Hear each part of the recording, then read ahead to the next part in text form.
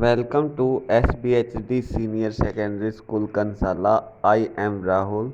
Today we will discuss about the last lesson. The Last Lesson। प्रशियाई सेना ने वर्ष 1870 में फ्रांस पर आक्रमण कर दिया।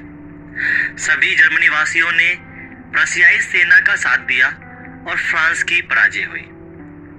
एल्सिस तथा लॉरेंस नामक फ्रांस के दो क्षेत्र प्रशिया के अधिकार में आ गए। नए प्रशियाई शासकों ने इन दिनों क्षेत्र के स्कूलों में फ्रांसीसी भाषा पढ़ाए जाना निषेध कर दिया। इन क्षेत्रों में फ्रांसीसी भाषा पढ़ाए जाने वाले अध्यापकों को छोड़ जाने के लिए कहा गया था। इस कहानी में ऐसे ही एक फ्रांसीसी अध्यापक के अपने स्कूल के अंतिम दिन का वर्णन किया गया है।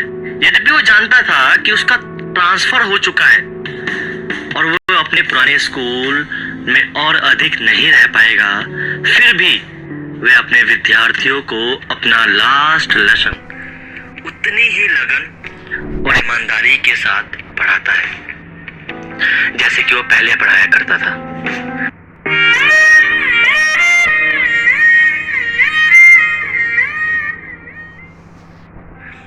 ये कहानी 1870 के दौरान एक अध्यापक द्वारा अपने अंतिम पाठ पढ़ाए जाने का वर्णन करती है। कहानी अध्यापक की कक्षा में फ्रेंच नामक एक छोटे से विद्यार्थी के द्वारा बताई गई है। तो आइए चलते हैं 1870 में। उस दिन मैं स्कूल के लिए बहुत देर से जागा। मुझे डांट पड़ने का बहुत डर लग रहा था, विशेष रूप से इसलिए कि मास्टर हैमल आज हमसे पार्टिसिपल्स के संदर्भ में प्रश्न पूछेंगे और मुझे तो उसका एक सिंगल वर्ड तक नहीं आता।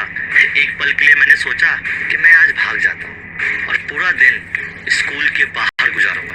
आज तो मौसम भी अच्छा है, थोड़ी सी गर्माहट भी है और काफी शाइनिंग डे था आज, काफी उज्जवल दिन था आज। जंगल के पीछे की ओर पक्षियों के चहचहाने की आवाजें आ रही थी और वहीं पीछे खुले मैदान में प्रशियाई सैनिकों की ड्रिल की आवाज आ रही थी।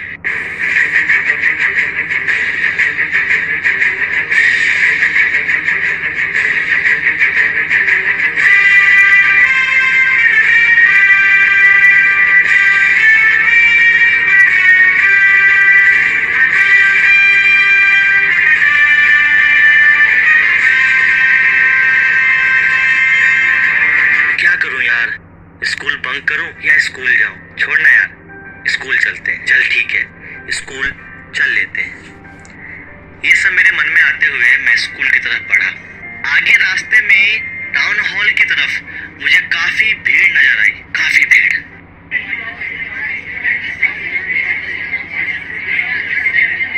पिछले 2 वर्षों से लेकर हमारे सभी बुरे समाचार वहीं आ रहे थे। हारी गई लड़ाई के समाचार, अनिवार्य सैनिकों के भर्तियों के समाचार, कमांडिंग ऑफिसर के समाचार। मैं वहां बिना रुके अपने मन में ये सोच रहा था, यार आज कौन सी न्यूज़ आई जो इतनी भीड़ लग रही है। और मैं वहां से बिना रुके चलता चला गया। तभी पीछे से एक लोहार की आवाज आई और उसने मुझसे कहा,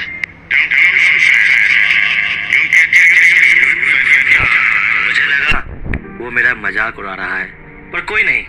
मैं उसकी बात को इग्नोर करता हुआ बहुत तेजी से, बहुत भागता हुआ स्कूल के बाहर पहुंचा। मैं थक चुका था यार। इस समय जब स्कूल शुरू हुआ करता है तो काफी चहल पहल की आवाजें आती हैं जो गलियों तक सुनाई देती हैं, लेकिन आज तो स्कूल शांत लग रहा था। कोई आवाज नहीं आ रही, ना डेस्क की आवाज आ रही है, ना बच्चों के बोलने की आवाज आ रही है और ना ही टीचर के बेंच पीटने की आवाजें आ रही हैं। अबे यार, मैंने तो ये सोचा था कि चहल पहल में मैं चोरी छुपे अपने डेस्क पे जाके बैठ जाऊंगा, पर यहाँ तो मामला बिल्कुल अलग है। पूरा स्कूल शांत था, जैसे कोई संडे मॉर्निंग हो। मैं जब स्कूल के अंदर घुसा तो बच्चे पहले से ही बेंचों पे मौजूद थे। मुझे लगा कि लगता है आज मैं पिटूंगा। मैंने जैसे ही गेट खोला, मुझे एक बहुत प्यारी आवाज सुनाई दी और वो मेरे टीचर की आवाज थी। उन्होंने मुझसे कहा, Go to your place quickly, little Franz. We were beginning without shout. मैं अपने बेंच पे बैठ गया, लेकिन इतनी प्यारी आवाज ने मुझे अचंभित कर दिया था। आज टीचर ने बहुत अच्छे कपड़े पहन रखे थे, ग्रीन जैकेट, शर्ट और एक बहुत प्यारी सी कैप। ये कपड़े तो सिर्फ वो तभी पहनते हैं जब कोई प्राइज डिस्ट्रीब्यूशन डे होता है या कोई इंस्पेक्शन वाला डे होता है, लेकिन आज तो दोनों में से कुछ भी नहीं था। और ये क्या, क्लासरूम के पीछे बैक बेंचेस हमेशा खाली रहा करते थे, लेकिन आज तो वहां गांव के एल्डर लोग आके बैठे हुए हैं। ये सब कुछ इतना अजीब क्यों हो रहा है? बच्चे बिल्कुल शांत हैं, टीचर ने इतने अच्छे कपड़े पहन रखे हैं, और गांव के लोग क्लासरूम में क्या कर रहे हैं भाई? मैं ये सब सोच ही रहा था, तभी टीचर की बहुत प्यारी आवाज आती है और वो कहते हैं कि My children, this is the last lesson I should give you. The order has come from Berlin to teach only German in the schools of Alsace-Lorraine. The new master comes tomorrow. This is your last French lesson. I want you to be very attentive. क्या last lesson मतलब? अरे यार, मैंने तो आज तक अपनी French language का एक वर्ड तक नहीं सीखा। मुझे तो कुछ लिखना भी नहीं आता, और आज मेरी आखिरी क्लास है।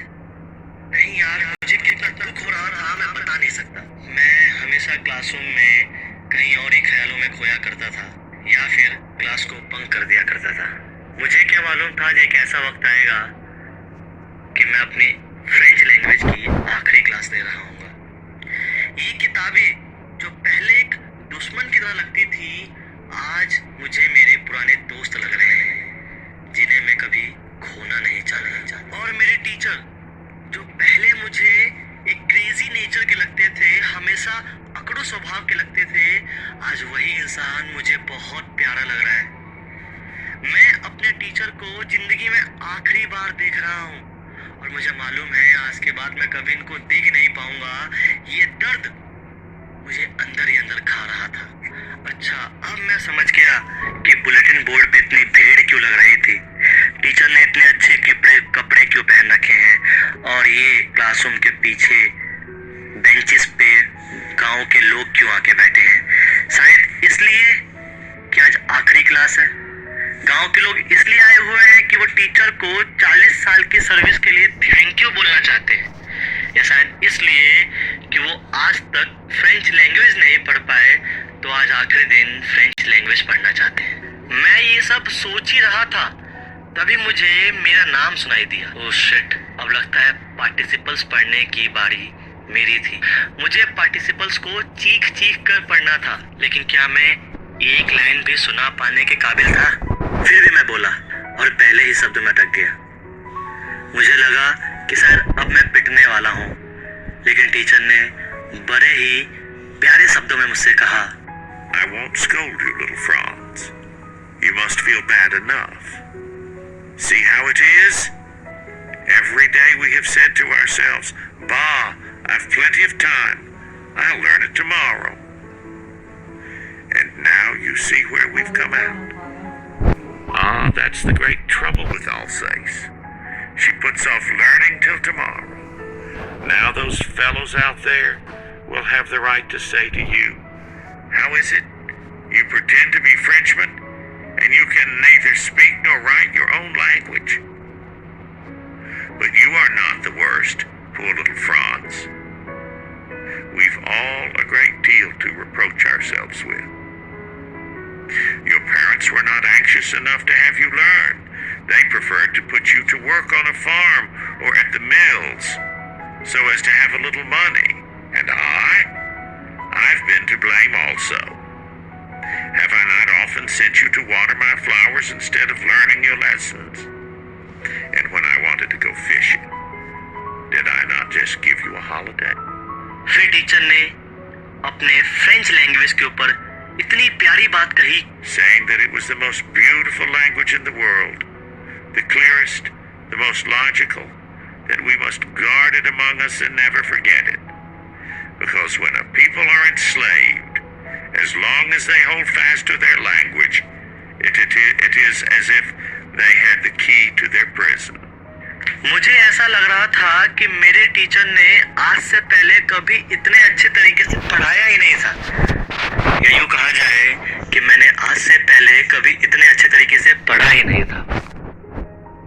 पार्टिसिपल्स की क्लास खत्म होने के बाद टीचर ने हमें कुछ कॉपियां दी। उसके ऊपर बड़े बड़े शब्दों में लिखा हुआ था France else's, France else's, France else's. फिर पूरी क्लास ने लिखना शुरू किया। पूरी क्लास में एक अजीब सी शांति थी। सिर्फ और सिर्फ एक ही चीज की आवाज आ रही थी। वो क्या थी? कॉपियों पे लिखने की आवाज। सब बहुत ही खामोशी से लिख रहे थे। तभी मुझे छत के ऊपर कुछ कबूतरों के आने की आवाज आई। वो कबूतर गुटरगू कर रहे थे। मैंने अपने मन में सोचा, क्या ये जर्मनी वाले इन कबूतरों से भी जर्मनी भाषा बुलवाएंगे? कुछ समय बाद एक बैल बजती है और जर्मनी के सेनाओं के ड्रिल करने की आवाज क्लासरूम के पास तक आ रही थी।